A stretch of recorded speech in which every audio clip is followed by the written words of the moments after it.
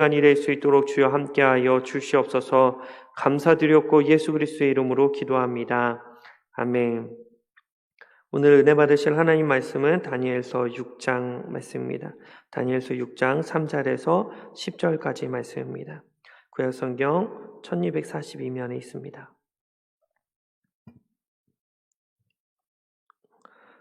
다니엘서 6장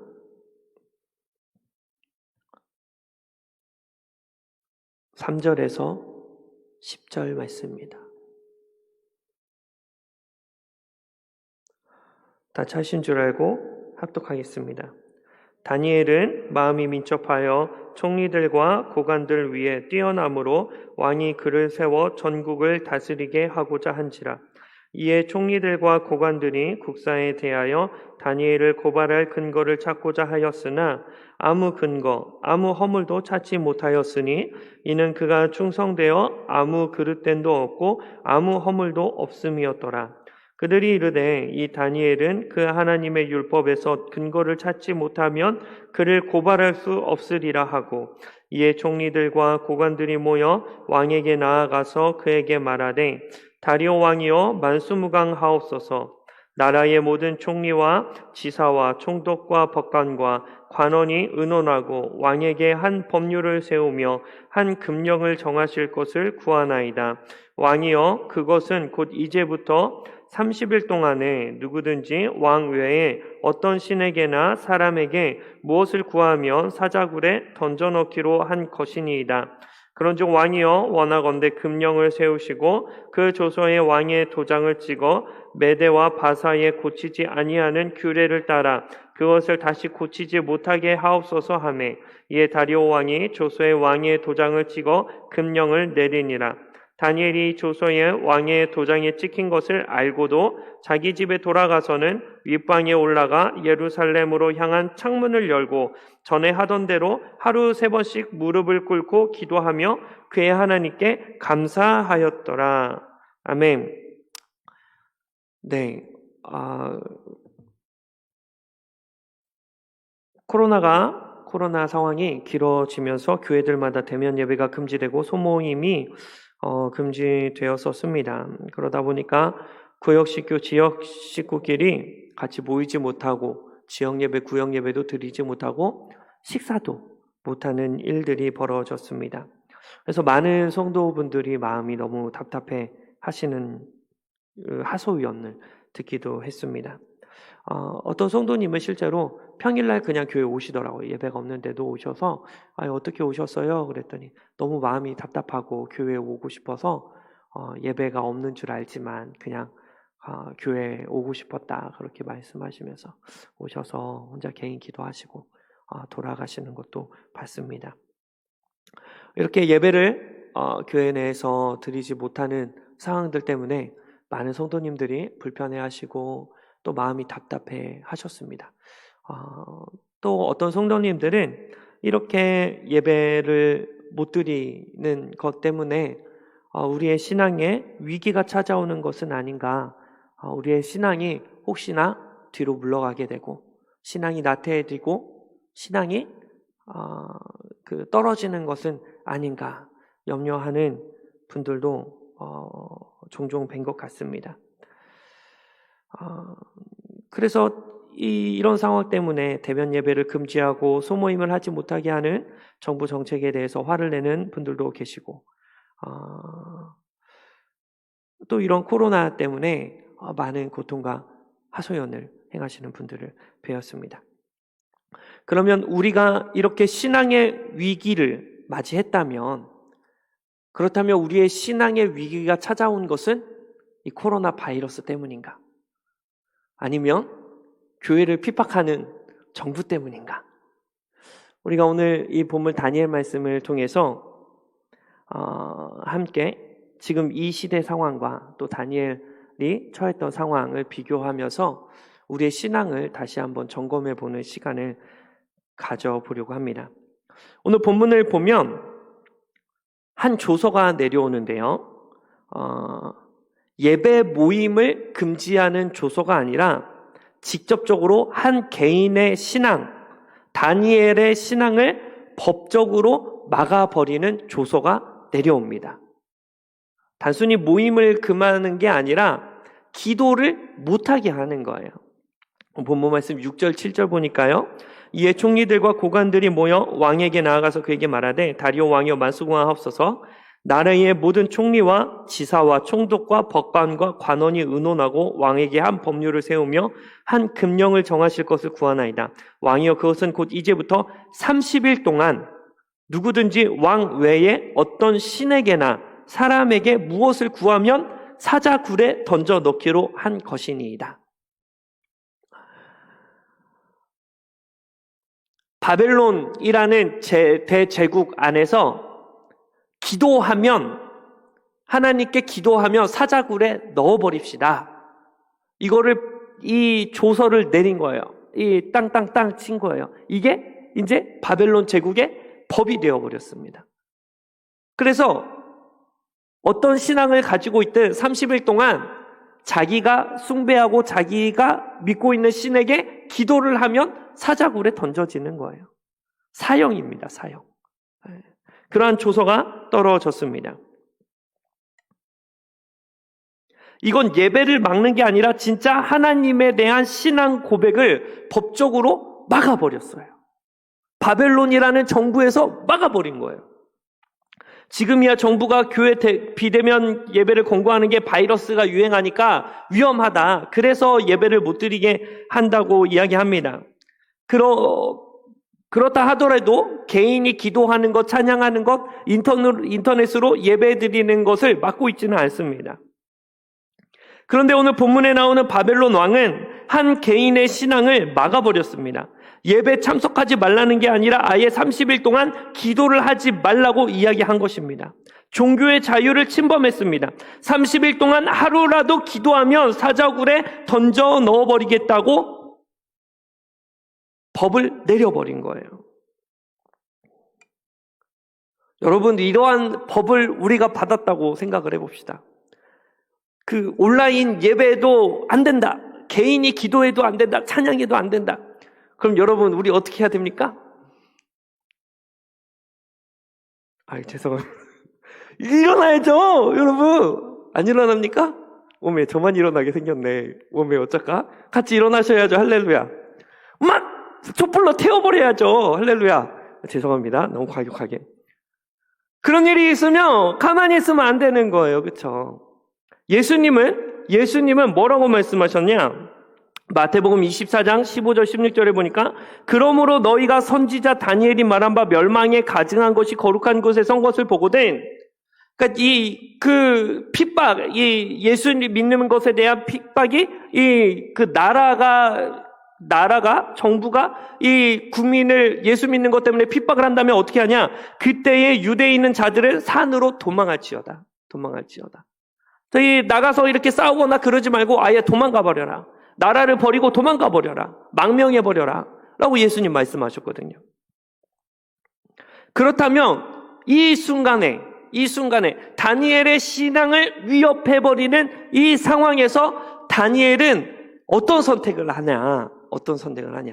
기가 막힙니다. 여러분, 우리 10절 말씀 읽어봅니다. 시작.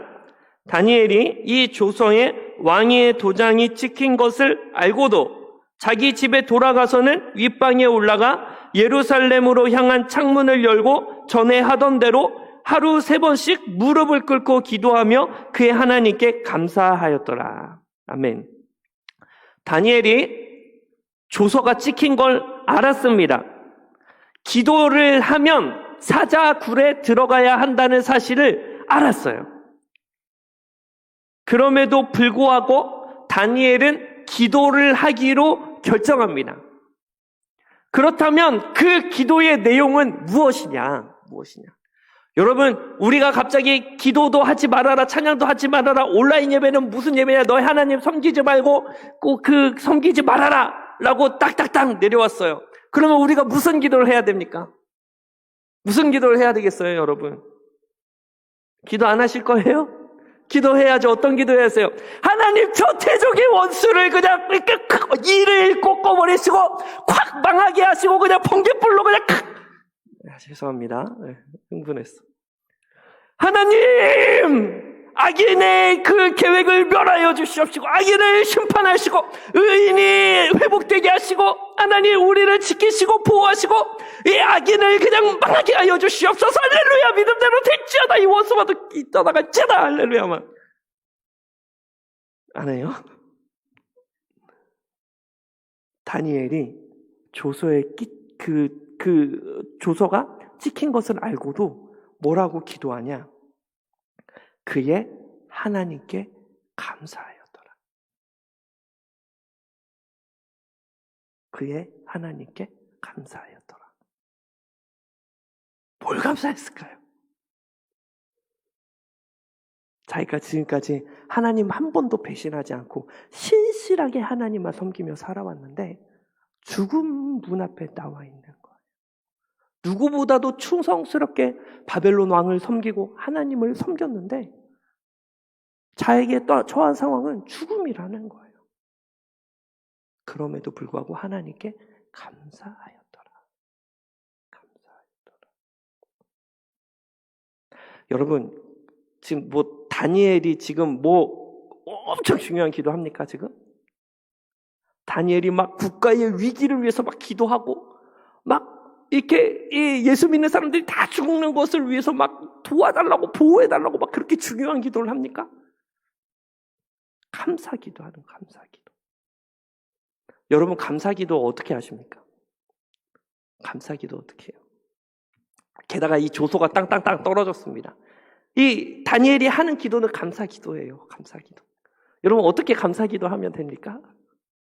자기 전에 불 꺼놓고 문 닫아놓고 30일 동안 기도하면 죽인다니까. 어떻게 기도하면 돼요? 감사기도 하는 건데 자기 전에 살짝 누워가지고 하나님 감사합니다. 예수 이름으로 기도합니다. 하고 자면 되잖아요. 아무도 안 일어나는 새벽에 몰래 일어나가지고 이불 뒤집어 써갖고 하나님 감사합니다 이렇게 기도해도 되잖아요. 아니에요?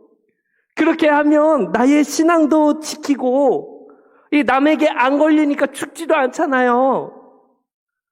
기도하지 말라고 그랬는데 그래도 기도하면 용기 있는 거잖아요. 그래도 하나님 칭찬해 주시지 않으실까요? 감사기도라면 그렇게 하면 되는데 다니엘은 어떻게 합니까? 하루 3번씩 무릎을 꿇고 기도하는데 예루살렘으로 향한 창문을 활짝 열고. 여러분 창문을 열으면 사람이 봅니까 안 봅니까? 봐요. 안 그래도 지금 다니엘 흠 잡아가지고 죽이려고 하는 사람이 수두룩한데 창문 열고 하면 볼까요? 본다니까. 그럼에도 불구하고 하루 3번 예루살렘을 향하여 창문을 열고 하나님께 감사기도하였더라.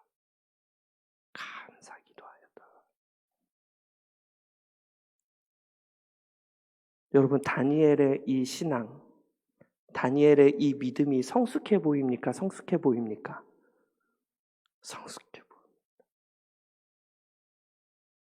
그러면 여러분 우리가 한번 고민을 해봐야 돼요. 진지하게 고민을 해봐야 돼요. 지금 내 신앙이랑 다니엘의 신앙이랑 뭔가 좀 차이가 있어 보이잖아요. 고민을 해봐야 돼요.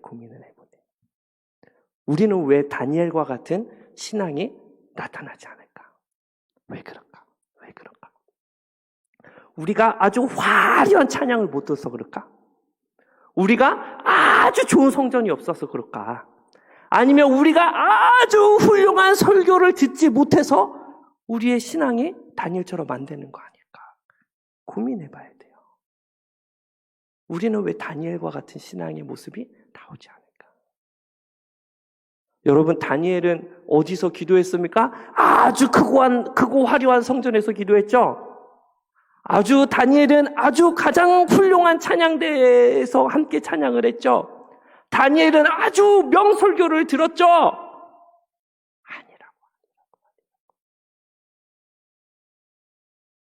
다니엘이 신앙생활을 하고 있는 그 문화, 그 환경 속에는 우리보다 나은 게 아무것도 없습니다. 우리보다 나은 게 아무것도 없어요. 다니엘이 지금 우리들처럼 믿음의 도격자가 수두룩한 게 아닙니다. 마음껏 예배드릴 수 있는 환경이 아니었어요.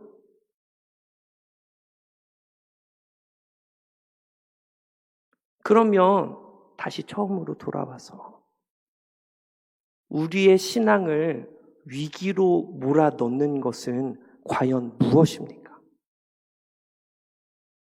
내 신앙을 나태하게 만들고 내 신앙을 병들게 하고 내 신앙을 위기로 몰아넣는 것은 뭐예요? 코로나입니까? 정부 정책입니까? 내 영적인 게으름이에요. 내 영적인 게으름입니다. 외부의 핍박이 아니라 내 내면에 있는 영적인 게으름이라는 거예요.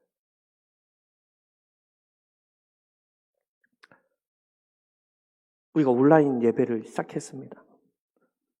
온라인 예배 처음 들으실 때 여러분 어떠셨어요? 처음에 어떻게 했어요?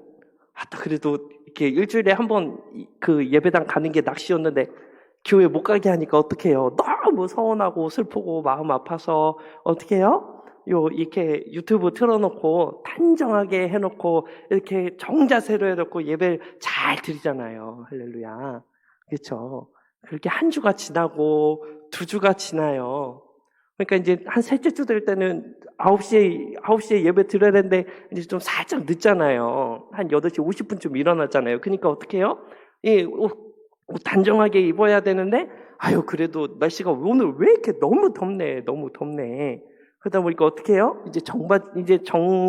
이게 정갈한 옷이 아니라 이제 또 반바지도 입고 또 자다 일어나니까 이제 또 이렇게 잠옷도 입고 그렇게 예배를 드리잖아요. 그래서 그렇게 또 한 주, 두 주 드리다가 여러분 소파에서 1시간 동안 안 움직이고 앉아 있는 게 얼마나 힘들어요. 그러니까 어떻게 해요? 좀 살짝 기댔다가 그때 어떻게 해요? 또 이제 나중에 완전히 이제 누워서 이렇게 예배 드리다가 그래도 이제 예배 드리다 보니까 1시간이 길어요. 엄청 길잖아요. 그러니까 어떻게 웜에 찬양을 뭐 저리 많이 한대. 그러고 중간에 싹 해가지고 설교만 듣고 이렇게 탁 끝내잖아요. 나중에는 어떻게 해요? 그냥 하나님 예배 그게 중요하냐? 하나님 마음이 아시지? 하나님 내가 믿는 거 내가 하나님 사랑하는 거 아시죠? 그러면서 생략하고 점점 하나님을 경외하는 마음이 점점 사라져가고 있는 거예요. 영적인 게으름 때문에. 그러니까 우리 엘리교에서 뭐 했어요? 화상으로 예배하자. 화상 참여해서 예배하자. 뭐 하자는 거예요? 휴대폰 놓고 나 혼자 스스로 하나님 앞에 정결하게 예배 드리기가 어려우니까 이거라도 켜놔서 하나님 앞에 마음을 준비하자는 거잖아요. 마음을 준비하자. 왜 그래요? 내 안에 있는 영적인 게으름이 자꾸 하나님을 경외하는 마음을 갉아먹으니까 그래요. 갉아먹으니까.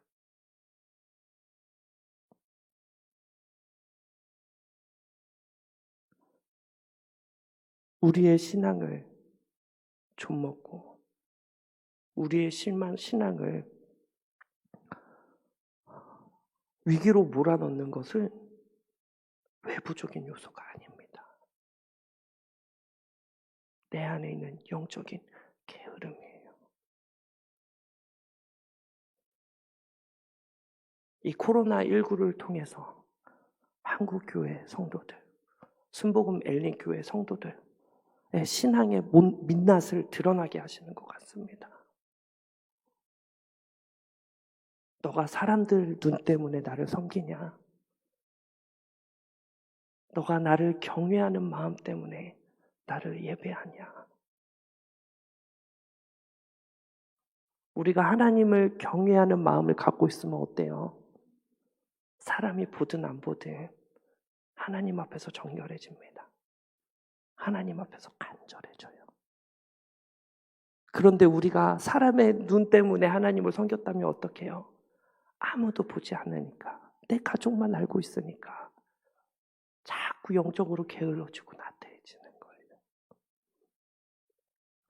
우리 예수님은 은혜를 베푸실 때 환경에 대해서 한마디도 않으셨습니다.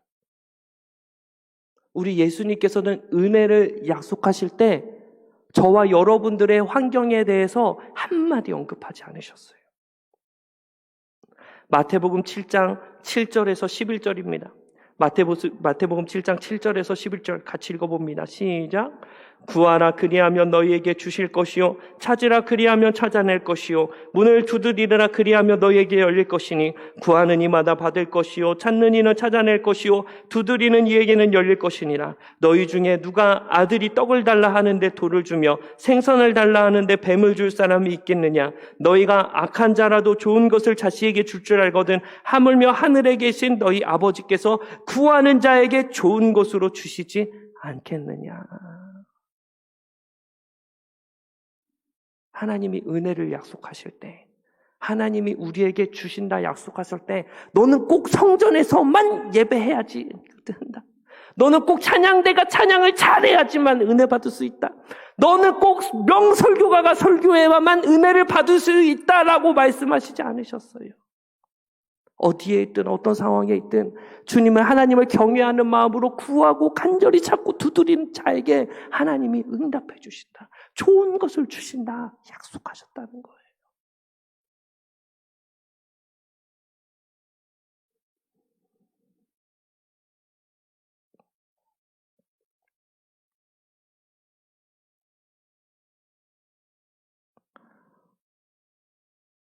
사랑하는 순복음 멜리교회 성도 여러분, 우리가 환경이 나아지든 지금보다 나아지든 지금보다 열악해지든 우리가 하나님께 은혜 받는 요소는 간절함입니다.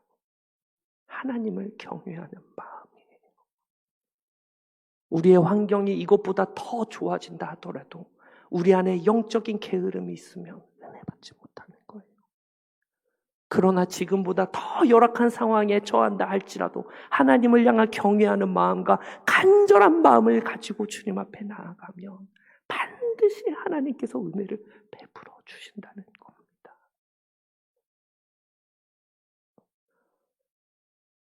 그러므로 사랑하는 순복음 멜린교회 여러분, 우리의 환경이 더 열악해지고 더 어려워질수록 하나님을 경외하는 마음을 회복하시기를 주님의 이름으로 축복합니다.